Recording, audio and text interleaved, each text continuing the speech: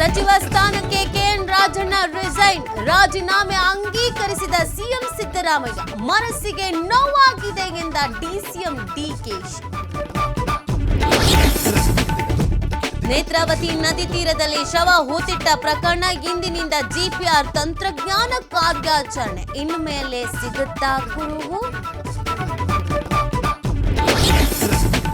ನೇತ್ರಾವತಿ ನದಿ ತೀರದ ಕೇಸ್ಗೆ ಮಾನವ ಹಕ್ಕುಗಳ ಆಯೋಗ ಎಂಟ್ರಿ, ಶವ ಹೂತಿಟ್ಟವರ ಮನೆಗಳಿಗೆ ಭೇಟಿ, ಗ್ರಾಮ ಪಂಚಾಯಿತಿಯಲ್ಲೂ ಮಾಹಿತಿ ಸಂಗ್ರಹ. ಹುಬ್ಬಳ್ಳಿ ಧಾರವಾಡದಲ್ಲಿ ತಿಂಗಳಿಗೊಂದು ಕೊಲೆ, 8 ತಿಂಗಳಲ್ಲಿ 8 ಮರ್ಡರ್. ಅಪರಾಧ ತಡೆಯುವುದೇ ಖಾಕಿಗೆ ಚಾಲೆಂಜ್. ಬೆಳಗಾವಿಯಲ್ಲಿ ಕಳಪೆ ಬೀಜ, ಕಳಪೆ ಕೀಟನಾಶಕ್ಕೆ ರೈತ ತತ್ತರ.